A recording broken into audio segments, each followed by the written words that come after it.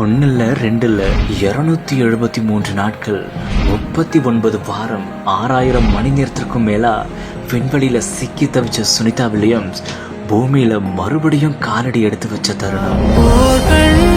சிங்கம் வலி கொண்ட நெஞ்சம் உடைந்தாலும் உனக்காக உயிர் வாழ்கிறேன். ஒட்டுமொத்த தேசத்தோட பிரார்த்தனைக்கு கை கொடுத்த கடவுள். உலகமே ஆனந்த கண்ணீர்ல மூழ்கி போன நொடிகள், நெஞ்ச கலங்க வச்ச உண்மை நிகழ்வு.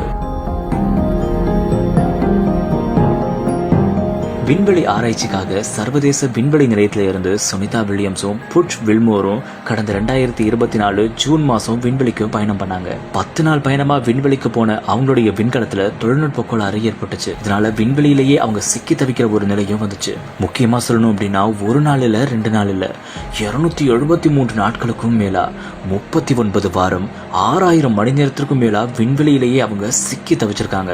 இதனால அவங்க பல போராட்டங்களையும் அனுபவிச்சிருக்காங்க. அவங்களை எப்படியாவது மீட்கணும் அப்படிங்கிறதுக்காக நாசாவும் பல முயற்சிகளையும் எடுத்தாங்க.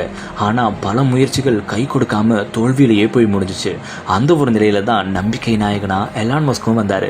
ஆமா, தன்னுடைய ஸ்பேஸ் எக்ஸ் நிறுவனத்தோட டிராகன் அப்படின்ற விண்கலம் மூலமா அவங்கள பூமிக்கு கொண்டு வரும் பணியை மேற்கொண்டாரு. மேலும் இதுக்கான பணியும் தீவிரமா நடந்துச்சு. இந்த ஒரு நிலையில தான் டிராகன் விண்கலம் அவங்களுக்காக விண்வெளிக்கும் போய் பத்திரமா அவங்கள மீட்டிருக்கு. இதெல்லாம் போக அவங்கள பூமிக்கும் பத்திரமா கொண்டு வந்திருக்கு.